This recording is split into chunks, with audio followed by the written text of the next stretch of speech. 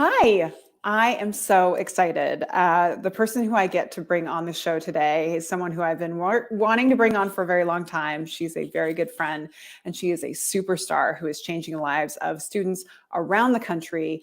It is my pleasure to introduce you to Dr. Nicole Hurd, who is, you're the CEO and founder and the most the inventor of the College Advising Corp. Thank you for taking the time to be here with us today, Nicole. Well, as a fellow founder, superstar, amazing, changing the world woman who's in charge, Bridget is always in my heart space. So happy to be here and always happy to lock arms with a woman who's changing the world. So lots of love to you, Bridget. Thank you for having me today. It's just like a mutual admiration society. It's our fan club. Yeah, that's where I'm just your number one fan. That's all. So for folks who don't know who College Advising Corp is, first off, where have you been? Under what rock? Because they've been changing the world and doing incredible stuff, and you should definitely know about them. But can you share about what it is? And I just love your story about figuring this out and coming up with this idea from scratch. So for all our fellow higher ed people out there, I'm a recovering and still present higher ed person myself. So spent a number of years as an administrator. I was the dean that oversaw undergraduate research and fellowships at UVA.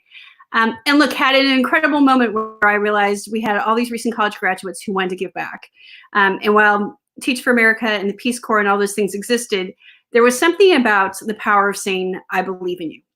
And looking especially for those of us who might be first generation college graduates, might be underrepresented in the higher ed space, might be low income.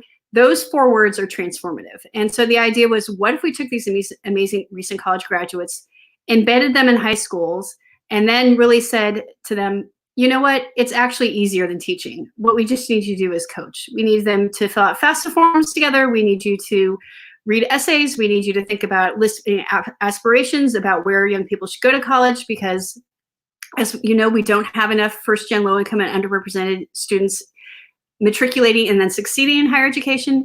And so basically what happened was we had this aha moment. I had this aha moment where I thought, why don't we marry our recent college graduates with this incredible counseling profession, which frankly is understaffed. The other thing we don't talk about this country is that our college counseling or our guidance counselor, a college school counselor ratio to the student is about 500 to 1 in most states. Places like California, it's almost 900 to 1. There's no way even the most heroic counselor can help students navigate that path. And so the aha moment was, let's take recent college graduates from partner universities, and our partners are partners that are great partners across the country. So places like UVA and UT Austin and UC Berkeley, and places that are really Georgia State, really digging in and helping help us make sure every student has a post-secondary opportunity. And so what happened was we married these recent graduates, placed them in high schools. And so we're in over 700 high schools across the country, making sure that every student hears those 4 words, I believe in you. I think what's most important is, now that we're in this COVID crisis, is that students need to hear, I believe in you, more than ever. And so on March 11th, we pulled all of our advisors. So the 700 plus that were in high schools, plus another 40 or so that were doing some virtual advising. Now all 829 advisors are doing virtual college graduate kind of high school advising across the country. And the idea is to make sure we cannot have students lose the opportunities they've earned. So whether it's the seniors thinking about making a decision in deposits and summer melt, or it's the juniors who have had ACTs and SATs canceled and are taking classes online, we can't let any of those students have their futures canceled. We can have things postponed, but we can't have things canceled. And so we're leaning in hard to make sure that every one of our students hears, I believe in you, and gets the advice they need to make good choices and go to an institution that will serve them well. So now folks understand why you're so great, and I'm such a fan, because I love that you're such an entrepreneur. You found a very specific problem that and that may not have belonged to you at the time, but you found a way to own it and jump on it, and then invite a lot of other people to be a part of the solution. And I just love that you've created such a movement. And I think the core values of your organization are so front and center, and I love that it's such a heart-centered organization, and that you always lead with such love and compassion and humility for students and your commitments for students. So anyway, y'all, if you don't know, now you know. And so my question to you, Nicole, is what can people do to support you right now, because I know that you are always out on the road. You and I met initially because we're always out hustling to try and raise money, trying for opportunities. And, now you are in a different space. So I want to know how folks can step up for you and folks in the College Advising Corp. Yeah, so I think there's a couple of things. First of all, you're right. The two of us are always hustling. It's constant fundraising, constant making sure the students we care about are succeeding, and that the university partners that we have are leaning into the work. So yes, I mean, obviously, if somebody would like to help us sponsor students or sponsor advisors, that option's always there. It's easy to find us. It's just at advisingcorp.org. And we need the help, right? We have, like most nonprofits, funding that's drying up because state budgets are drying up, or local budgets are drying up. And so, again, this is a time to make sure, and I want to be really specific about this, Bridget, if we don't lean into the class of 2020, the high school class, and the high school class of 2021, what will become college students? So the eventual classes of 2024 and 2025 will be the least diverse classes we've seen in decades. Like, this is not a small thing. This is a huge thing. So if you are a first-gen college grad yourself, if you are an underrepresented student yourself, if you are somebody who knows the transformation and the power that comes from getting a college degree and knowing what that means for economic mobility, for access to healthcare, to civic participation, all the things that matter in our society, heaven help me, for us to have a healthy democracy, we need to have educated young people. And we are going to lose a generation of young people if we don't lean into this. And I don't mean to be Debbie Downer or kind of being too hyperbolic about this. I'm actually critically serious about this. We will lose a generation of young people if we don't lean into this. So the other thing is, for our higher ed friends listening right now, like, please be a little bit more nimble about, is it time to waive a deposit for a low-income student? Is it time to think differently about how you're thinking about financial aid? We know there's going to be a lot of movement in that space, but are you leaning into the students that need it most? And are you communicating? I mean, again, I have full transparency. I have a young daughter who's going off to college in the fall, hopefully in person, but maybe online. And she's going through this herself, and then I'm seeing it during the daytime, and our colleges aren't communicating enough. And I know that you don't have all the answers, but just saying those 4 words: we admitted you, we believe in you, we want you to come. Stay tuned. We might not have an answer until July 1. We might not have an answer until August 1, but we are here with you. Mm-hmm. Even if you just text and nudge your students, to our higher ed friends out there, so many parents and families and students are waiting to have you make a decision. Don't be silent until you make the decision. Like, lean in now and talk to them now, because they want to hear that you want them on their campus. They want to know that there's a community they're going to be part of. It's time to start the family now before they ever get on the campus. You need to let them know you want them there. Yeah, no, I 100% agree. And you and I chatted the other day, and you're seeing some institutions that are not being nimble. And I'm not saying you have to put them on blast, but if you could share with us some what not to do's that you might have seen, and you don't have to tell us who. What are some things people should look for that they should definitely be avoiding and rethinking and not doing right now? So, what I would say is, over communicate. Do not stop a student from enrolling in your school because of deposit. Let me just drill on this deposit thing one more time. You will receive their Pell money. You will receive their scholarship money. You will receive their tuition dollars if they show up on your campus or on your online platform in the fall. None of those things will happen if you have a barrier now. So please really rethink those deposits and ways to waive them or lower them, because what I'm worried about is we have a lot of families who are getting a stimulus check and they're using it to pay a college deposit. That's not what a stimulus check is for. A stimulus check is for food and rent, and to make sure that many of our families who are now unemployed have sustenance. It's not for a college deposit. So again, if you all can be flexible and think about, what is the student asking for, and how can I advocate for my students, and how can I get outside of whatever box we all are in. We all have blind spots, right? But when a family or a student is asking for a waiver, to make sure that empathy is up, and that we have compassion and we have love, and it's not just about process, it's actually about empathy, right? This is back to your word, our core values are around grace and humility. Grace and humility are just another way of saying love, right? Let's do what's right by students. All the work that you do, Bridget, right? About holding people up and making sure that they can succeed once they're on campus. that support starts now in high school, right? And that love, that empathy, that support, that encouragement, that I believe in you, that has to happen, and there has to be a through line. I'd also say, like, don't be afraid. You're going to have to lean in the summer. Do the summer melt work. Again, like, it's okay. A lot of us are skeptical about how much a nudge matters, but we're in a crisis. A nudge matters. And so think about texting, thinking about, hey, I'm going to do online webinars and listen to all these nervous parents. I'm going to do online webinars for incoming first-year students. I'm going to think about where they're at. The other thing I would just say, and this is another place where I'm seeing some people make some hiccups, this online learning that we're doing isn't actually working for everybody. So I also want to hold this one up. I can't tell you how many students have now told us they are learning in a bathroom. They are learning in a closet because they live in a one-bedroom apartment with 2 or 3 other brothers and sisters and parents, and there is no privacy. And the idea of taking an exam or taking a class online when they are literally sitting in the bathroom all day or in a closet all day, or sharing a computer with a parent that needs the computer because they're the only source of income, or using a computer, I'm worried about this, using a computer now because their school district gave it to them, but they'll take it away in the summer, and what will they use in the fall, right? So again, like, before we all kind of congratulate ourselves on this, yay, we're all converted to online. Let's talk first about how there aren't hotspots, not just in rural America, but in places like New York City, we have problems with connectivity. And let's talk about, it's not just about having a computer and technology, it's about where is that technology happening. And a lot of our students aren't in spaces where they can learn. They're in spaces where, like just happened in my house, the phone rang during a webinar that's live, right? It's really hard to find space that's quiet the way you would be in a classroom or a library when you're living with other people in quarantine space.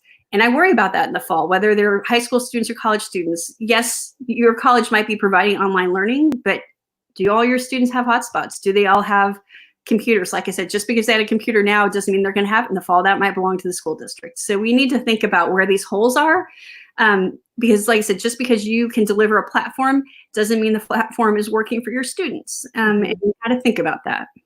So that's really helpful for folks to be thinking about. I also, when you talked about the concept of deposits in particular, it sounds like institutions, I know that they're worried about numbers. They're getting furloughs announced daily. I'm talking to them, and they're getting $1 million cuts, and housing is losing money, and they're laying people off. And but it sounds like that there needs to be a, if you want to make a deposit, great, here. But if you have special circumstances, there needs to be a very clearly articulated way where we assume that people need a second door, and making them demand and fight for that door is not necessary, but also, we need a door. There needs to be a place for students to be able to still possibly be able to come in the fall.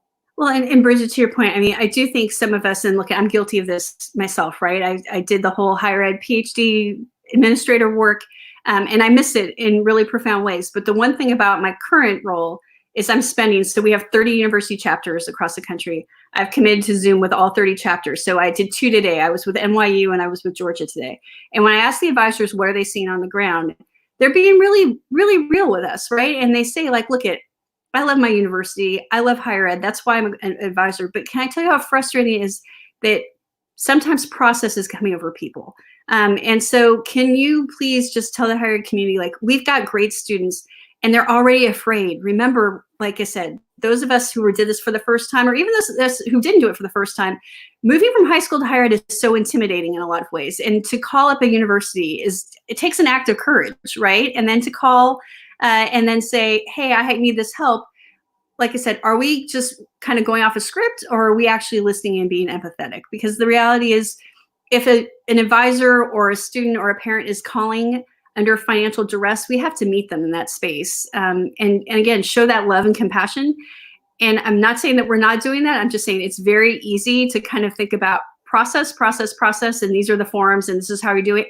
And you've got to remember, especially for the students we're serving, they're already scared before they made that phone call. They were already intimidated by this some of the work we do is just introduction to higher ed. We forget that people don't know what a dean is, what an RA is, what a section class is. I remember when I was at the University of Virginia, we had a student that almost failed out because she didn't go to section, and nobody, what's section, right? And she went to all the lectures, but she never realized she had to go to this thing called section, right?